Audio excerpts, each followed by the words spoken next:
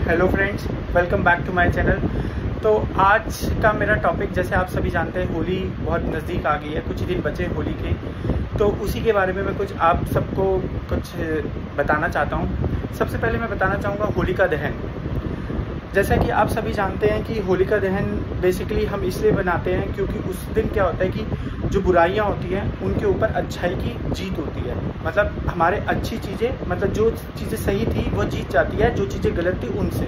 In short मैं आपको समझाऊं तो इसमें क्या होता है, लकड़ियाँ ली जाती हैं, सूखी लकड़ियाँ हैं, उपले लिए जाते हैं और उनका वो बनाया जाता है एक पिरामिड के फॉर्म में।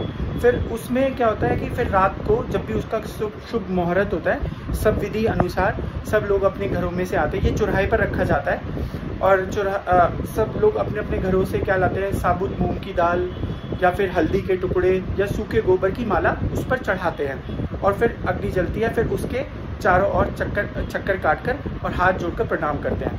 तो कभी जैसा कि मैं आपको बताना चाहूँगा कि जो उसमें ये हम उपले डालते हैं, कहा जाता है कि इस दिन जब ये होलिका दहन जल रही है तो आप सभी की चिंताएं, परेशानियां सब उस अग्नि में भस्म हो जाती है। तो ये तो था हमारा ये सब चीज़ चलती आ रही है और ये हमें फॉलो करना है पूरा विधि अनुसार। तो मैं आप सभी से बस एक चीज़ ये चाहूँगा, जब आप यहाँ पर जाते हैं तो जब आप हल्दी डालते हैं या साबुत मूंग की दाल या सूखा गोभी की माला डालते हैं, उसके साथ साथ जब उस होलिका दहन को, उस अग्नि को प्रणाम करते हैं, तो आप उसमें अपनी एक बुराई को भी उस अग्नि में भस्म कर दीजिए। देखिए, हम बेसिकली कहने का मतलब यही है, कहा जाता है, मैंने अभी आपको स्टार्टिंग में बताया कि बुराई के ऊपर अच्छाई की जीत। तो हमारे अंदर भी बहुत सारी बुराइयां हैं। मैं ये नहीं कह रहा आप सारी बुराइयों को एक साथ कर दो, अगर कर सकते हो तो उससे बढ़िया बात तो कुछ हो ही नहीं सकती। तो हर होली के त्यौहार के दिन क्या हम ये प्रण ले सकते हैं कि होलिका दहन वाले दिन हम अपने अंदर से कोई भी एक छोटी से छोटी, चाहे बड़ी से बड़ी, कोई एक बुराई उस अग्नि में भस्म कर दें और फिर उसे कभी अपने जीवन में ना लाएं, ना उसको दोहराएं। ये तो था मेरा होलिका दहन के लिए आप सभी से विनती कि आप सभी ऐसा ज़रूर करिए।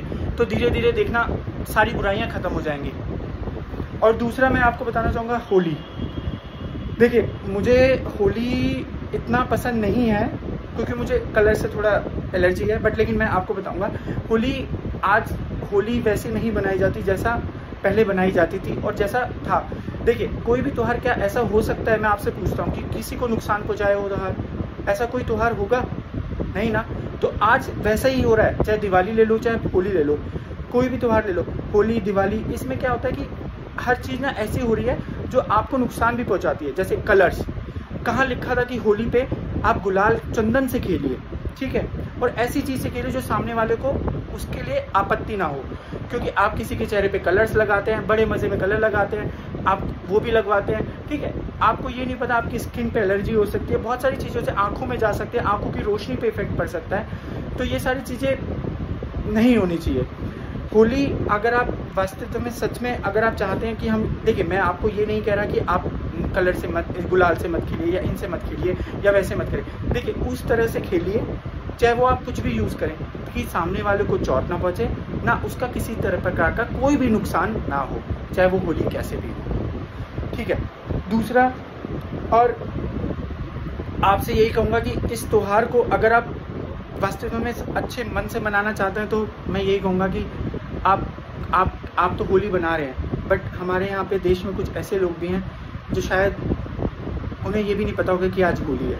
तो गाइस, उनके पास जाइए और इस त्यौहार को सेलिब्रेट कीजिए और वास्तविकता में इस त्यौहार का जो मतलब है उसको फिर से हम इस दुनिया में लेके आएंगे और कलर्स को, जो हार्मफुल केमिकल्स हैं, उनको no ban. Thank you guys.